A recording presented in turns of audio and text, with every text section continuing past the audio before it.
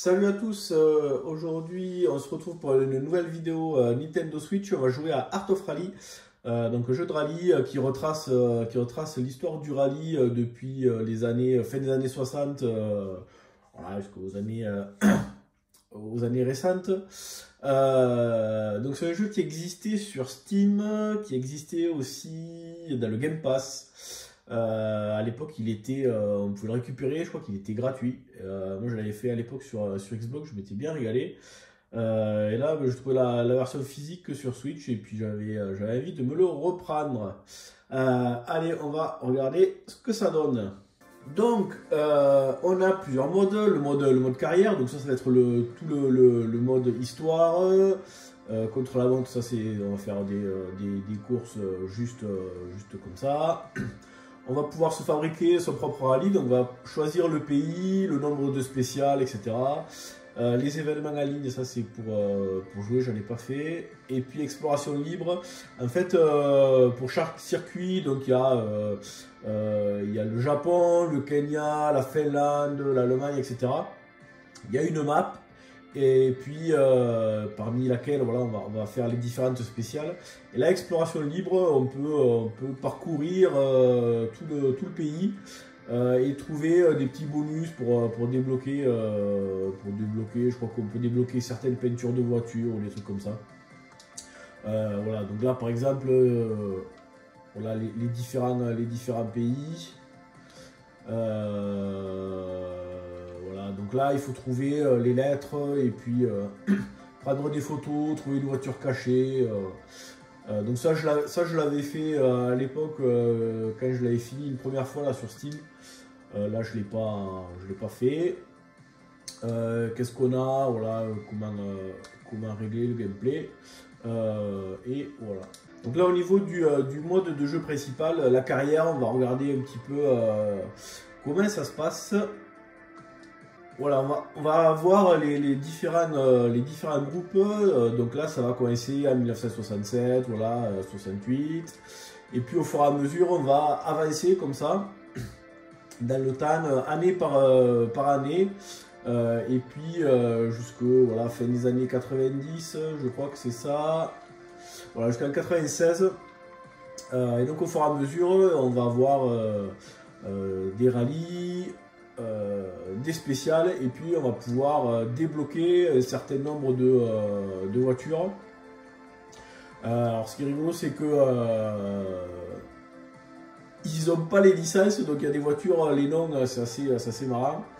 Donc voilà, au début par exemple, celui-là, il y a un seul rallye et il y a 4 spéciales. Et là, le dernier, il y a 2 rallyes et 5 spéciales. Donc ça fait quand même 10 spéciales à faire. Et plus on avance, et plus c'est long. C'est un peu un truc qui m'avait un peu saoulé. Parce que celui-là, il y a 20 spéciales à faire pour finir l'année. Ça fait long, quoi. Ça fait long. Donc si on en prend un, allez, on va prendre celui-là. Oui, ouais, on s'en fout. Voilà. Donc les voitures, donc là, c'était la Renault 5 Turbo 2, elle s'appelle le 5. Ça c'est des voilà BM. Qu'est-ce qu'on a? Ça c'était Volvo, je suppose. Ça je sais plus trop. Ça c'était Ford. Ça c'était Alpine, voilà la Super Mountain. Ça doit être Alfa Romeo, voilà, donc il y a quand même pas mal de bagnoles, c'est plutôt sympa. Et puis après il y a voilà, différentes couleurs de la voiture. Chaque voiture a vraiment un comportement différent qui lui est propre, ça c'est plutôt sympa. Là allez, je vais prendre celle-là. Donc le jeu est quand même relativement en mode simulation. Alors il n'y a pas de vue intérieure, on est vu de derrière et du dessus de la voiture, assez éloigné. Donc, il y a plusieurs modes de caméra, mais les modes de caméra ça va être plus ou moins éloigné. Donc là il n'y a pas de vue pilote, ni capot, ni quoi que ce soit. C'est du rallye, hein, donc on est tout seul sur la route. En termes de maniabilité, alors c'est là où c'est un petit peu plus compliqué sur Switch, parce que les gâchettes elles sont pas analogiques, donc c'est un peu relou. Ça fait longtemps que j'ai pas joué avec celle-là. Donc il y a une gâchette pour accélérer, une gâchette pour freiner et un bouton pour le frein à main. Et après il y a un bouton pour régler l'angle de caméra, plus ou moins éloigné. C'est voilà, le jeu est quand même assez simulation, donc voilà, les voitures ça dérape pas mal. Donc il faut un temps d'adaptation quand même, hein, pour la maniabilité. Au début c'est relativement difficile à choper le truc. Il faut également trouver la voiture qui nous convient, parce que voilà, elles ont toutes une maniabilité assez spécifique. Donc il y en a qui vont moins tourner, qui vont tenir plus la route, moins partir en dérapage. Donc plus on avance dans le temps, plus les voitures sont évoluées, et plus elles vont vite, plus elles tiennent la route. Donc la difficulté est assez progressive. Là, putain, voilà, c'est un peu le problème du début des bagnoles et des gâchettes, surtout sur Switch. C'était beaucoup plus accessible en termes de maniabilité sur la Xbox, avec les gâchettes analogiques, surtout pour la partie freinage. L'accélération, encore ça va à peu près. Il faut bien attendre de se mettre bien droit pour accélérer. Mais pour le freinage, ouais, il faut y aller par petites touches pour pas partir en sucette.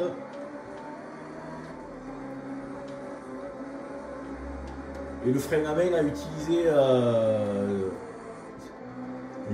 avec légèreté, parce que ça fait vite partir la bagnole. Il y a un truc aussi qui est relou, c'est que la caméra, de temps en temps, elle se replace toute seule. Là, vous avez dû le voir là une paire de fois. Il y a certains circuits où ça arrête pas de faire ça. J'ai pas souvenir que ça le faisait sur Xbox. Et putain, c'est relou. Voilà, hop, là, ça vient de le faire là. Donc putain, des fois il y a des enchaînements de virages, on est super concentré, et il y a cette putain de caméra qui essaye de se recaler. J'ai essayé d'aller dans les réglages, de modifier des trucs, mais putain, rien à faire. Et j'ai pas souvenir que c'était autant présent sur la version Xbox.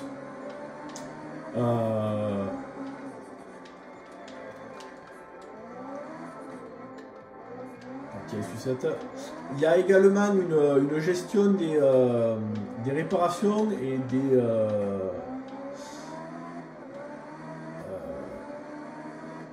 qui se fait entre voilà, souvent quand il y a 3 spéciales, les réparations elles vont être entre la deuxième et la troisième spéciale. Donc il y a des dégâts, mais franchement ouais, il y a plein de réglages dans le jeu pour que ça devienne un peu plus réaliste, notamment au niveau de la gestion des dégâts. Il faut vraiment y aller pour péter la voiture. Hein. Là, c'est tous les réglages par défaut. Voilà, donc là, on voit que ouais, la voiture, je vais quand même pas super vite. Donc, ce qu'on va faire, c'est qu'on va aller prendre une autre.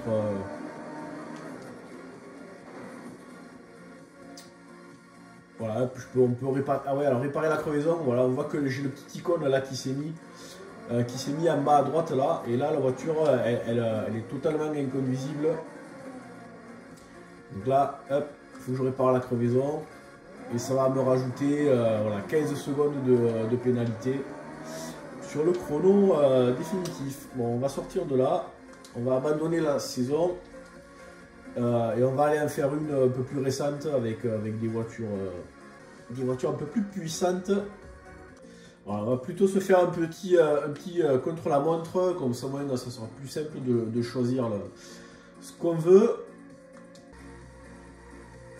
Voilà, donc là j'ai un peu tous les circuits, donc on va se prendre le Japon. On va aller prendre... Ouais, il y a des vannes aussi, il y a des camions, il y a plein de trucs. Donc on va plutôt prendre la groupe A. Donc ça c'est les voitures les plus récentes. Donc là la première Mitsubishi Lancer. Ça c'est la Toyota Celica et la Subaru Impreza. Donc ça c'est les trois voitures qu'on retrouve dans les jeux de rallye genre Neo Drift Out. Allez, je vais prendre celle-là. Donc si vous le trouvez à pas cher sur Steam, ça peut être un bon petit jeu. Ça change en tout cas au niveau du gameplay. Voilà, vous attendez pas à Assetto Corsa ou un truc comme ça. Hein. C'est vraiment à mi-chemin entre de l'arcade et de la simulation. Moi j'avais envie je m'étais bien passé un bon moment. Quand j'avais fait une première fois, et puis je crois qu'ils l'ont viré, du Game Pass. Je crois qu'on peut même plus le. J'avais récupéré gratos et je crois qu'il est même plus accessible dans le catalogue Xbox. Il doit être sur Steam. Et là, voilà, c'était la version physique sur Switch. C'était l'occasion de le reprendre et de me le refaire.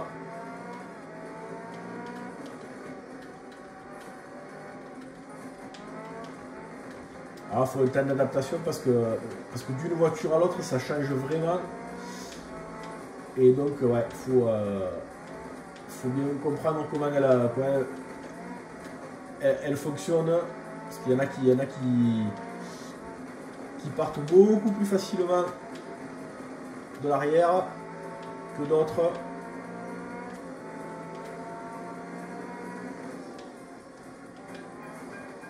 Hop, les petits bonhommes.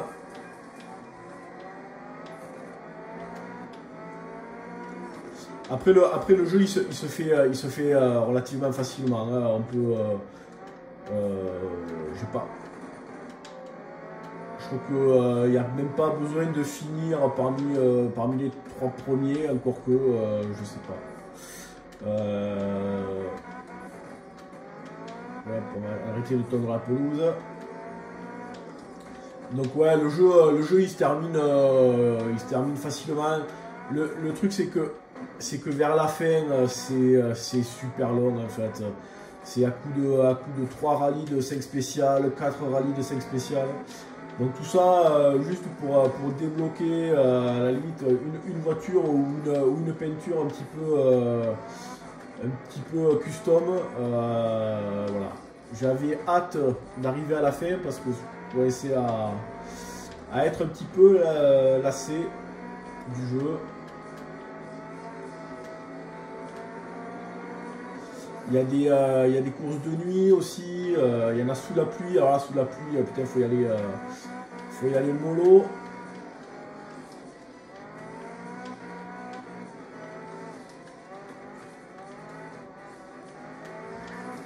Il y a un classement à l'île, mais jamais trop regardé.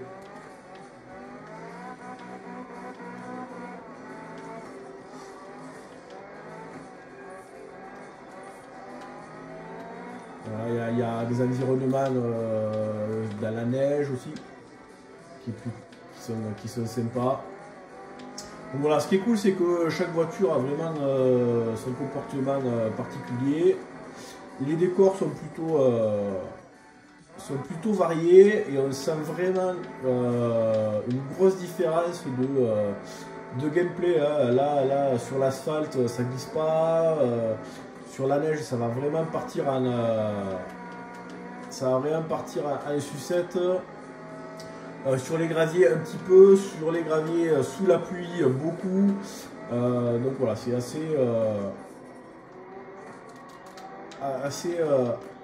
assez sympa à jouer. Le gameplay est très particulier, voilà, c'est un coup à prendre. Mais une fois qu'on l'a, moi j'ai passé un plutôt bon moment. Et ben voilà, j'espère que ça vous aura donné une idée de ce jeu-là, Art of Rally. Si vous avez envie de le tester, je pense que le plus simple c'est via Steam. Et puis voilà. Allez, sur ce, moi je vous dis à bientôt pour une prochaine vidéo. Ciao!